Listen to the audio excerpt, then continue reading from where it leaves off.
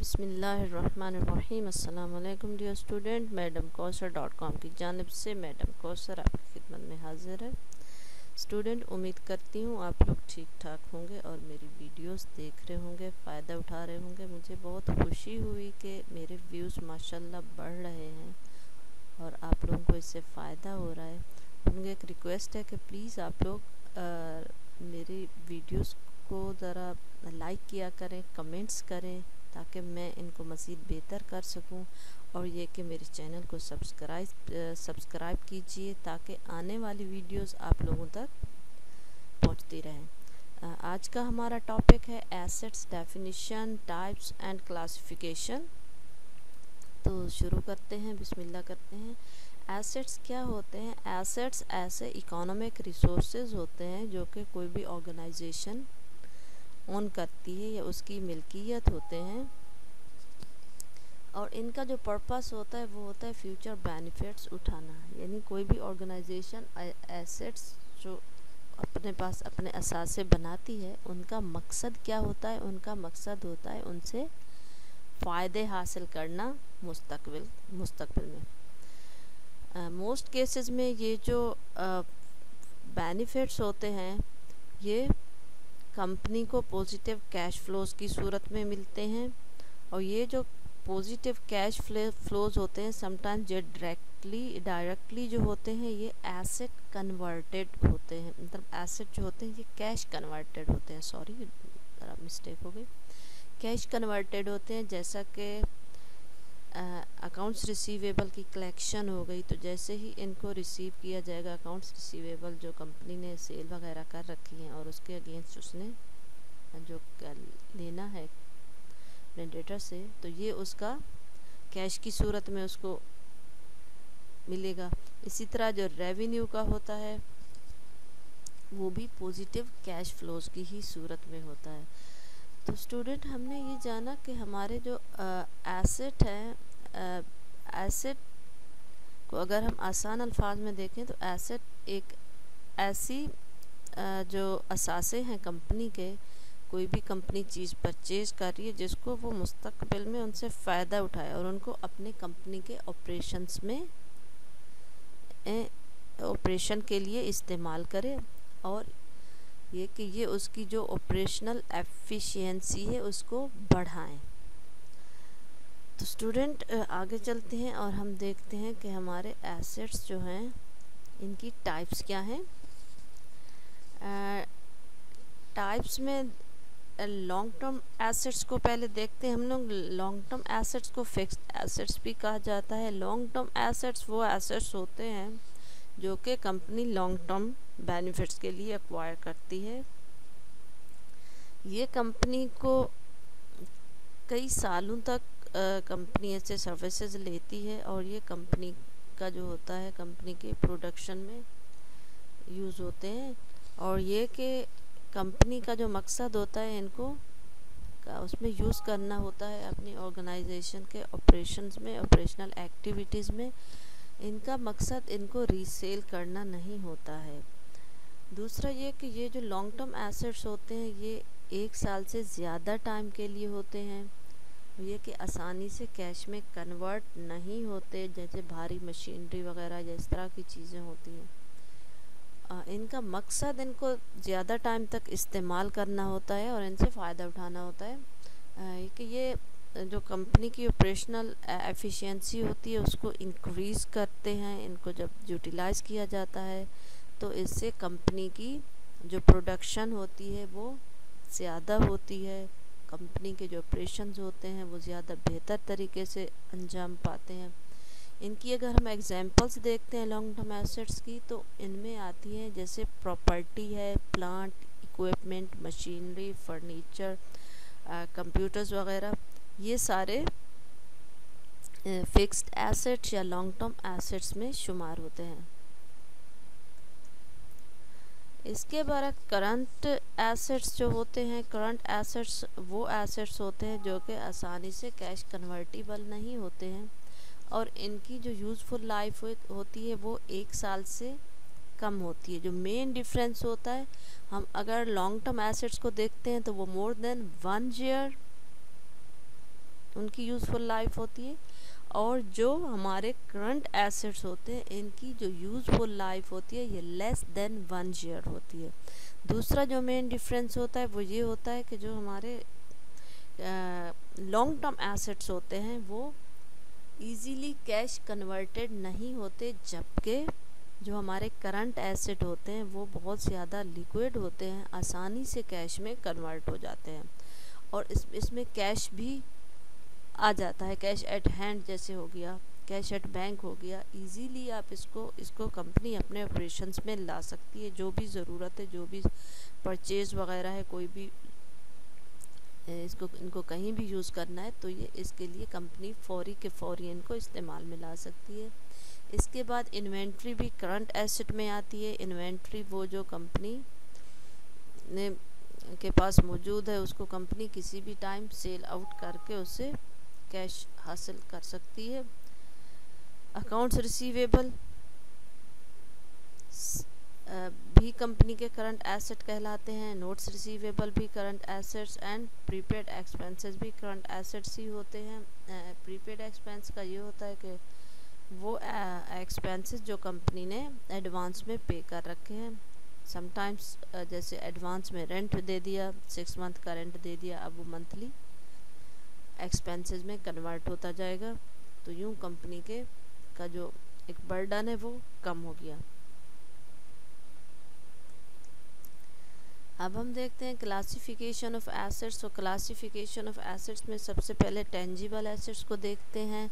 Viewers, हम पहले long term and fix asset के बारे में पढ़ चुके हैं, तो ये जो टेंजिबल एसेट्स होते हैं ये भी तकरीबन उन्हीं से वही वाले ही होते हैं। लॉन्ग टर्म एसेट्स और एंड टेंजिबल एसेट्स में थोड़ा सा डिफरेंस ये है कि ये वो एसेट होते हैं टेंजिबल जो कि फ़िज़िकली एग्जिस्टेड हो, जिनकी फ़िज़िकल एग्जिस्टेंस मौजूद हो, यानी कि आप इनको देख सको और छू सको, यानी कि वो asset that can be touched and seen. वो वाले एसेट हमारे क्या कहलाते हैं? टेंजिबल एसेट कहलाते हैं। अब इनकी मिसाल ले ले तो इसमें वही same land, building, machinery, equipment, कोई भी ऐसी चीज़ जिसको आप देख सको, जिसको आप छू सको, ये आपके टेंजिबल एसेट्स होते हैं, और साथ में ये लॉन्ग टर्म एसेट्स भी होते हैं। दिस कैटेगरी में बी सब divided into two distinct classifications. Tangible assets को दो क्लासिफिकेशन में कन्वर्ट किया जाता है। एक प्लांट प्रॉपर्टी, वो जिसको आप डेप्रिशिएट कर सको, जैसे कि और इनकी जो लिमिटेड यूज़फुल लाइफ है उसको तय किया जा सके, इनकी जो यूज़फुल लाइफ है उसका तयन किया जा सकता हो, वो वाले एसेट्स, जैसा कि बिल्डिंग है, ऑफिस इक्विपमेंट है, मशीनरी है, प्लांट है, ये वो चीज़ें हैं जिनकी एक लाइफ का तयन किया जाता है कि ये इस चीज़ को हम इतने अरसे के लिए ये हमारे लिए काबिल इस्तेमाल रहेगी। अब मिसाल के तौर पे अगर कोई गाड़ी आप कोई कंपनी या कोई फ़र्द कोई भी ख़रीदता है तो वो गाड़ी एक अरसे तक चलती है, उसके बाद वो गाड़ी ख़त्म हो जाती है, ठीक है। तो कंपनीज़ क्या करती हैं कि इनकी एक लाइफ सेट कर देती हैं कि ये गाड़ी जो हमने या जो भी मशीनरी ये लिए ये हमारे पास काबिल इस्तेमाल हालत में कितने टाइम तक रह सकती है। सपोज़ 10 साल तक या 5 साल तक वो अगर काबिल इस्तेमाल रहेगी, उसके बाद ये ख़त्म हो जाएगी, तो ये उसकी यूज़फुल लाइफ सेट कर दी जाती है। और उसके बाद हर साल उसकी डेप्रिसिएशन जो होती है उसको एज एक्सपेंस लिया जाता है और उसकी डेप्रिसिएशन उसमें से कटती जाती है। इसके बरक्स अगर हम लैंड को लेते हैं तो लैंड भी हमारा टेंजिबल एंड फिक्स्ड एसेट ही है, बट लैंड एक ऐसा एसेट है जिसको आप डेप्रिशिएट नहीं कर सकते। क्यों नहीं कर सकते? क्योंकि इसकी जो मौजूदगी है, ज़मीन की जो एग्जिस्टेंस है, ये अनलिमिटेड होती है। ज़मीन की कोई उम्र नहीं है, ज़मीन की लाइफ का आप तयन नहीं कर सकते। ज़मीन हमेशा से है और हमेशा ही रहेगी, और ये कि ज़मीन में कोई कमी बेशी भी नहीं आती है। तो यूँ ये जो लैंड है, लैंड को आप डेप्रिशिएट नहीं किया जा सकता है, बट ये भी हमारा टेंजिबल एसेट ही है। और लॉन्ग टर्म एसेट ही कहलाता है। और ये कि इसको ज़मीन की मार्केट वैल्यू बढ़ती है, कम नहीं होती है। आगे देखते हैं स्टूडेंट, हम इनटेंजिबल एसेट्स के बारे में। अभी हम लोगों ने टेंजिबल एसेट्स के बारे में जाना। टेंजिबल एसेट्स जो फिज़िकली हम जिनको देख सकें, जिनको टच कर सकें, जबकि उसके बरक्स हमारे पास इनटेंजिबल एसेट्स वो एसेट्स होते हैं जो कि कंपनी को फ़ायदा पहुंचा रहे होते हैं, उसके ऑपरेशंस में उसको फ़ायदा दे रहे होते हैं और रेवेन्यू का बायस बन रहे होते हैं। मोस्टली कंपनी जिससे बहुत ज़्यादा रेवेन्यू मतलब से रेवेन्यू हासिल किया जा रहा होता है, बट इनको कोई देख नहीं सकता, ये टच नहीं किए जा सकते। क्यों? क्योंकि इनकी फ़िज़िकल एग्जिस्टेंस नहीं होती है, फिज़िकली सब्सटेंस इनके नहीं होते। और ये भी हमारे नॉन करंट एसेट ही होते हैं, यानी लॉन्ग टर्म या फिक्स्ड एसेट होते हैं। मिसाल अगर हम ले लें इसकी, तो इसमें पेटेंट हैं, कॉपीराइट है, ट्रेडमार्क्स हैं, फ्रेंचाइजेज़ हैं, गुडविल है।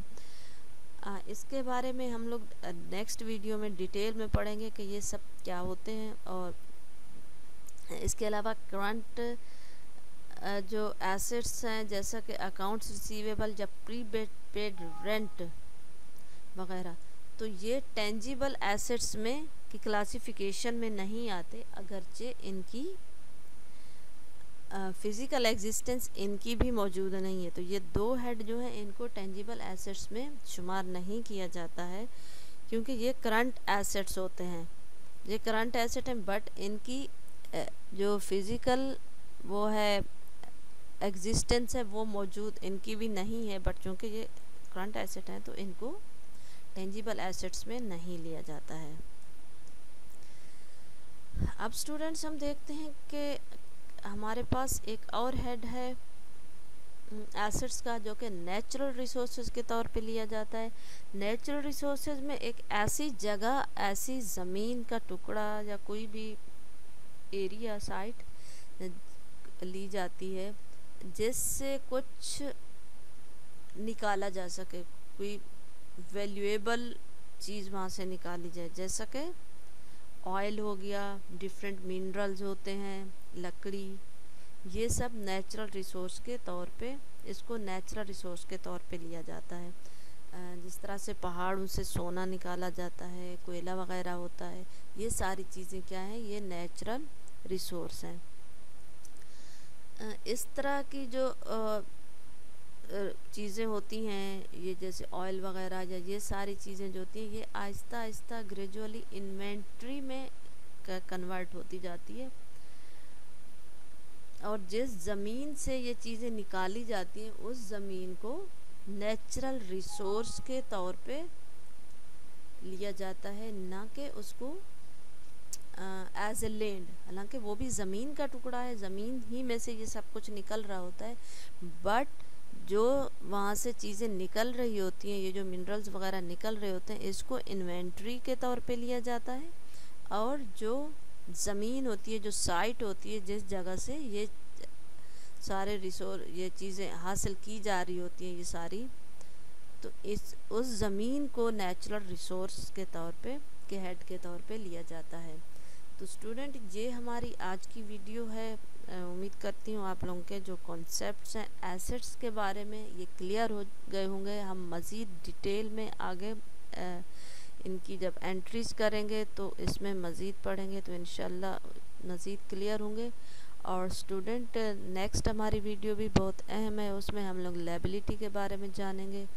तो उम्मीद करती हूँ कि आप लोगों को ये फ़ायदा देगी। इंशाल्लाह नेक्स्ट वीडियो में मिलते हैं। देखते रहिए मेरी वीडियोस एंड एंजॉय कीजिए। Thank you and take care.